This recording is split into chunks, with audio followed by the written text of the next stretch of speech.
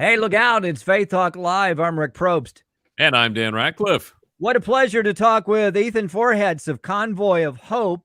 We just got a press release the other day about how they're helping the Ukrainians that are going to Poland right now. 505,000, according to the BBC, Wow. Headed to Poland. So I wanted to jump on this, and I appreciate, first of all, Ethan, nice to meet you. Thanks for what you guys do. I'm happy to be with you guys, and we're always happy to talk about Convoy of Hope and the work that we're doing right now in Ukraine. Yeah. Tell us a little bit about sorely needed work that you guys are doing right now too, obviously, because lots of stuff going on there.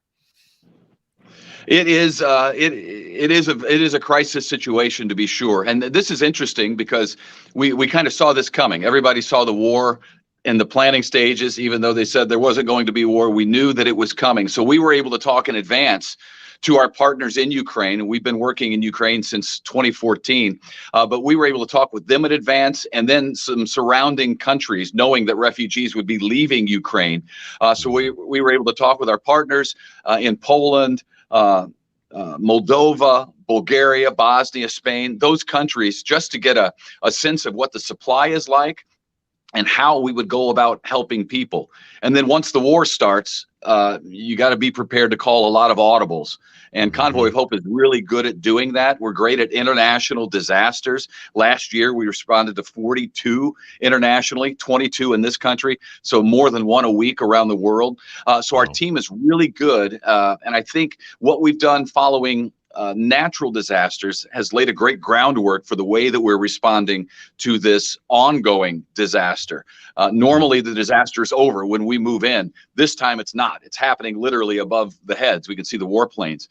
So this is different, but I think our experience in natural disasters has really set us up well to be a big help in this. Now, we've been following this from the beginning, watching the news, reading the news, and any clips that we see or live footage, we see the Ukrainians and they're loading up on buses and cars and however they can get out.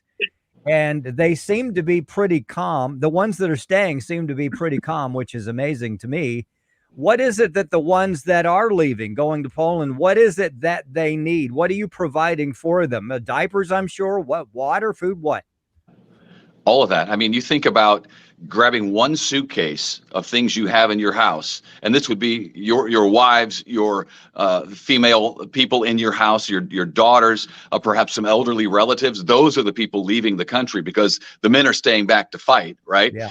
So what you can imagine the mindset that they're in. They get to leave with one suitcase. They don't know where they're going. They've got their young children with them. They've only got enough things that they can carry in one suitcase because a lot of times there's not enough fuel to drive across the border. So their car breaks down, runs out of gas. They can't refuel. They have to walk 200 miles in some cases to get to the border. So that's the situation they're in when they get there. So they really have nothing. They have some clothes in their suitcase. They have nothing else. They don't have food. They don't have water. They're going to run out of their hygiene kits.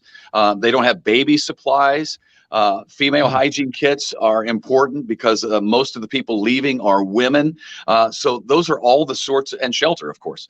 Those are all the sorts of things that Convoy of Hope is working to provide for people who are getting out of an awful, awful situation. And then trying to, guys, they're hopeless when they leave. It's a hopeless feeling. We can't imagine that in this country, but they're hopeless when they do that. They've left their male figures in their home, their sons, their husbands, their fathers. They've left them behind, not knowing what's going to happen to them. It's an awful, awful situation that they're in. So what we're doing when we give them the food and the water, we're trying to also give them hope that tomorrow is going to be better than today.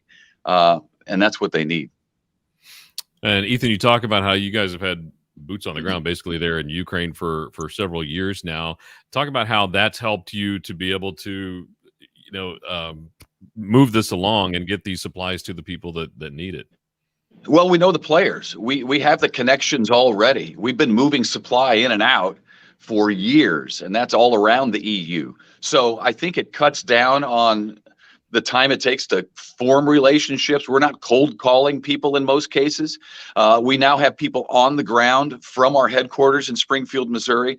They will be managing distributions, and a lot of what they're going to be doing, honestly, is buying new supply in country. So they're in Poland, that's where they've landed, but they have free range from us at headquarters to go wherever they need to go to be the biggest help to the people. So if more refugees are going to this place, they can call an audible and move. But they can go to other countries around the European Union just to get the supply they need. But the good news is for us that the infrastructure is there. We've been helping for so long that we already have the relationships that allow us to get the supply to where it's needed. And that's proving to be a big help for us. Ethan Forhetz of Convoy of Hope. We're so proud of Convoy of Hope for years for what they've done just all over the U.S. and just what they're doing around the globe. It's really cool. When I read that the Convoy of Hope was doing that, I thought, wow, this is amazing. We've got to talk to these guys. We appreciate you, Ethan, and your team. What an amazing team you have. There's no way we can forecast how long this will go on.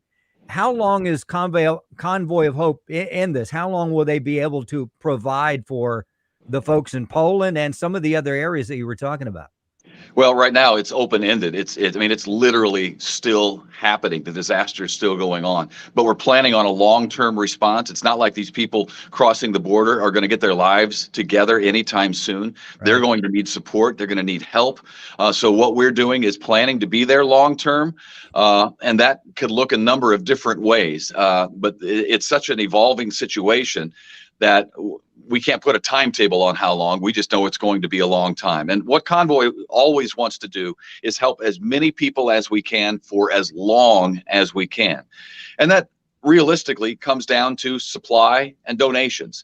It all depends on that. We 64 disasters last year alone. We're able to do that because we have generous donors who give us the supply and the donations that make it possible. So we're truly grateful for that. And this will be added to our long-term responses. We're still, believe it or not, responding long-term to Hurricane Ida down in Louisiana. We're still responding long-term to the tornadoes in Kentucky and Tennessee that were in December. We're still helping with the Afghan humanitarian crisis. There's still a lot of things that we're doing. This is the newest, and it's obviously the biggest right now, and it's the one that's getting the media attention for good reason. Now, you may not have any stories yet because this is so fresh and new, but share with us a story of somebody that you guys have been able to help, whether it's in Ukraine or in Louisiana or wherever, and just the impact that Convoy of Hope has had. Well, there's a great story from Hurricane Harvey. We were there for more than a year after Hurricane Harvey, helping those poor people down in the Houston area. But there's a story there that really struck me. It's a woman who, oh boy, she was at her wit's end when that hurricane came through. She wasn't hit by the flooding; she was hit by the wind. So she had oak trees down all over her yard. Her roof was partially blown off, and just a couple of weeks prior to that, she lost her job. So she was in a really, really tough spot, and she was feeling that. And she was sitting on her front porch one day after Hurricane Harvey, and she tells us the story that she literally had a gun on her lap, and a Convoy of Hope truck pulled up out in front of her house. Some people got out, walked up to her with a case of water and a couple of cheese sandwiches. And she tells the story now. And we know this because every time there's a disaster, she's on social media urging people to give to Convoy of Hope and saying it literally saved her life. So that's how we got to know the story. She told us, she now says a cheese sandwich saved her life because she was planning to take her life that day. We moved in the next day. We were able to get rid of all the oak trees, cut them up for her on her property, help her repair the roof. And it really changed her life. So the point of that is that you never know.